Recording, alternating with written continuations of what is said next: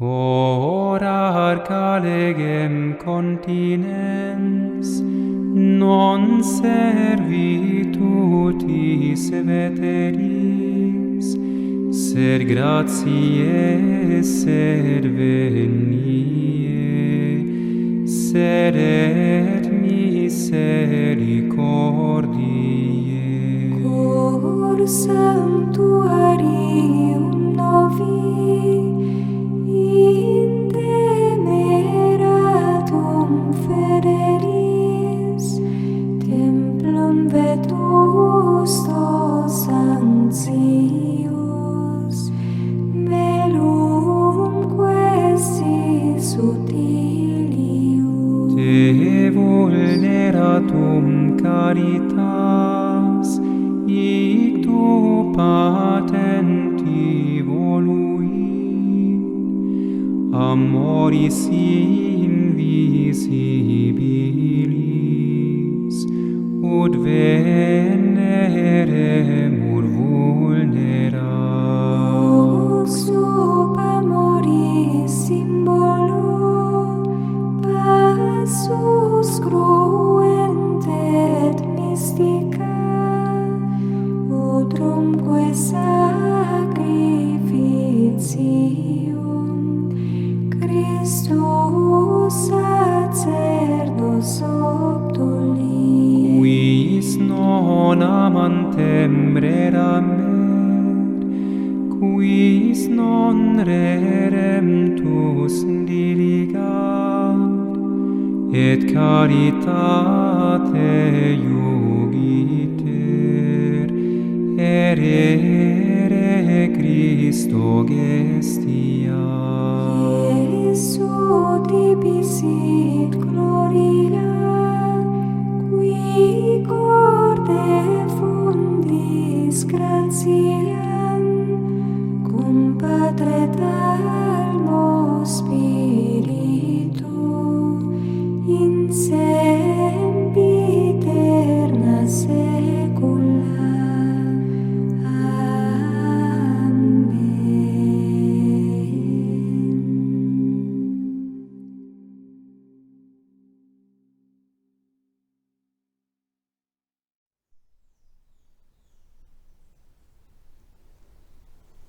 O Divino Amigo.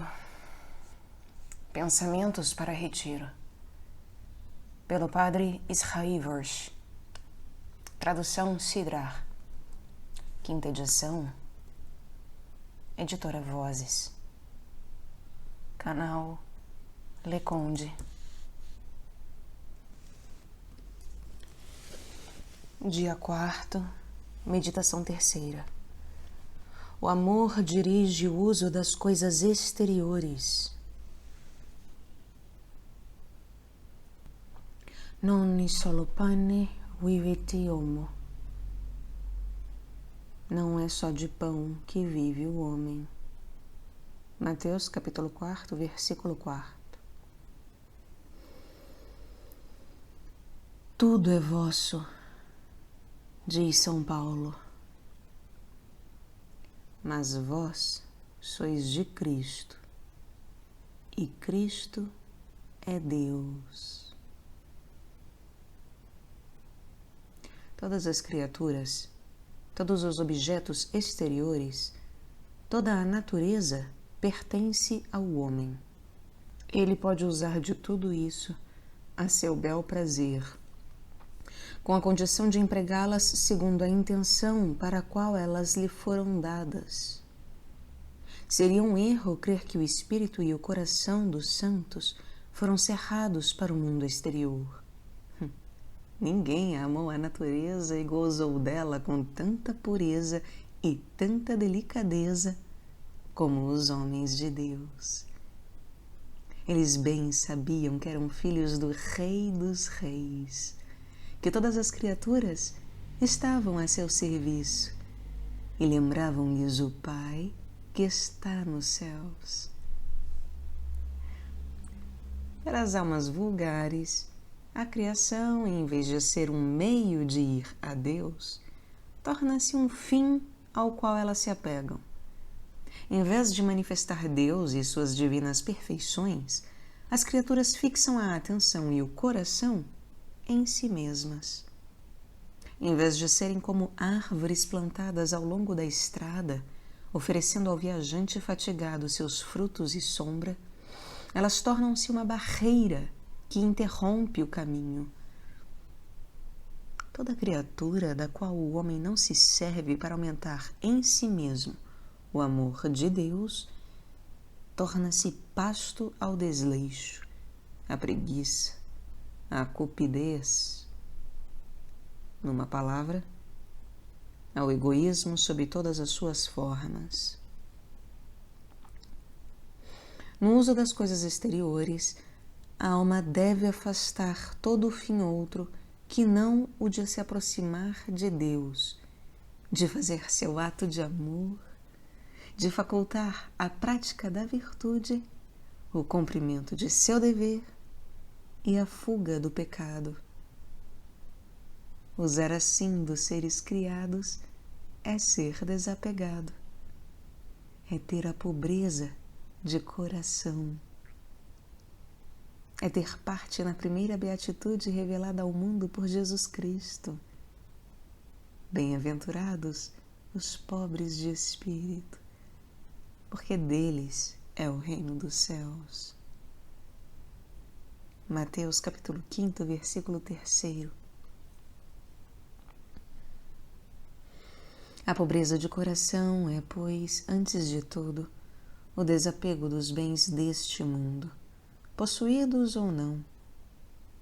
O homem pobre de coração não despreza, por certo, o comércio dos grandes. Prefere, porém, a companhia dos pequenos e dos humildes. Ele tem um cuidado razoável dos bens cuja gestão Deus lhe deu. Considera-os como um capital que Deus lhe emprestou e do qual ele deve distribuir os interesses aos pobres e as obras de piedade. Este desprendimento total das criaturas em meio da abundância é possível. Ele tem sido praticado em todos os séculos por homens de todas as condições e ainda o é na hora atual. É um dos espetáculos mais admiráveis que pode operar a graça numa alma humana, tão naturalmente atraída para os bens e prazeres da vida. Todavia, a posse afetiva dos bens deste mundo é, as mais das vezes, um obstáculo à perfeita pobreza de coração. Jesus, que conhece bem nossa miséria, assim o disse. Ao jovem rico, que observava os mandamentos, aconselha a vender seus bens e distribuí-los aos pobres. Era para esse jovem a condição perfeita. Em Marcos capítulo 10, versículo 21. Jesus não dava uma ordem, mas um conselho. E esse conselho ele apoiava no exemplo de sua própria vida. Ele não tinha uma pedra sobre a qual repousar sua cabeça. Ele não tinha dinheiro. Um dos discípulos cuidava das coisas materiais necessárias ao colégio apostólico. Santas mulheres proviam as necessidades do mestre e dos discípulos. Muitas almas atenderam a este apelo de Jesus e foram atraídas pelo exemplo de sua pobreza.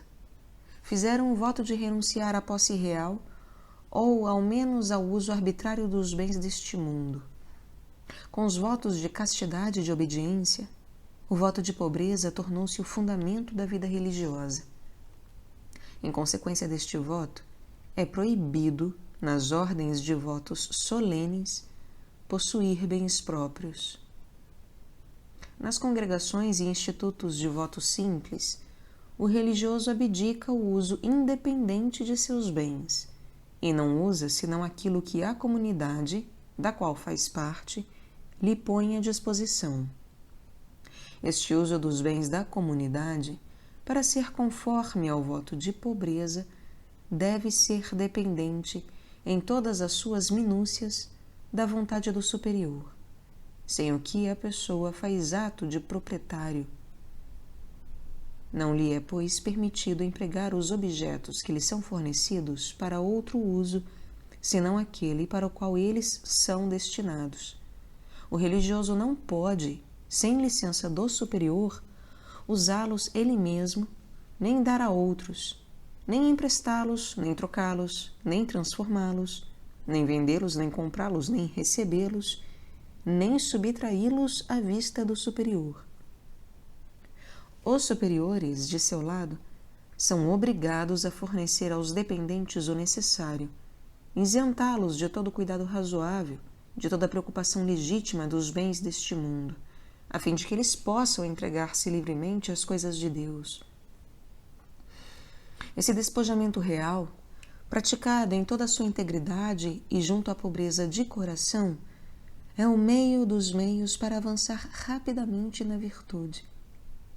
É ele que mantém florescente na Igreja a vida religiosa e dela faz a sementeira de santos.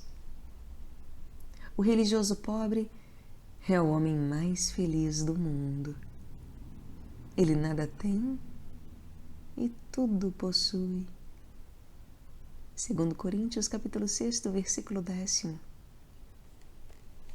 Não se preocupa com coisa alguma, e a providência divina dá-lhe a tempo o necessário. Mateus, capítulo 24, versículo 45. Renunciou aos prazeres e às comodidades desta vida, e Deus encheu seu coração de alegrias celestes. O convento, em que reina a pobreza, é o jardim escolhido onde Jesus cultiva as flores mais belas, o lírio da castidade, a violeta da humildade, a rosa da divina caridade. É a estufa aonde o sol divino envia sem cessar seu calor suave, aonde o vento frio do mundo não sopra jamais. É o paraíso na terra, onde o próprio Deus sente prazer em vir repousar e entreter-se com seus amigos.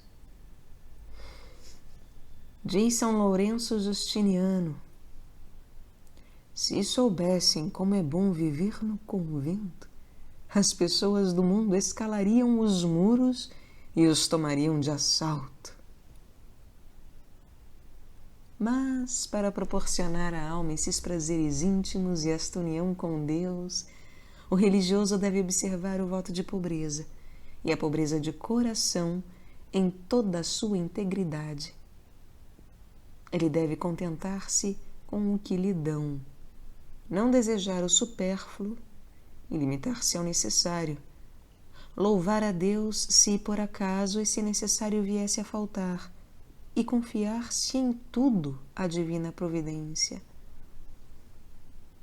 Ele deve de bom grado servir-se de objetos mais usados, vestir hábitos remendados, habitar numa cela incômoda e desguarnecida, adaptar-se, quanto aos alimentos, ao gosto dos outros.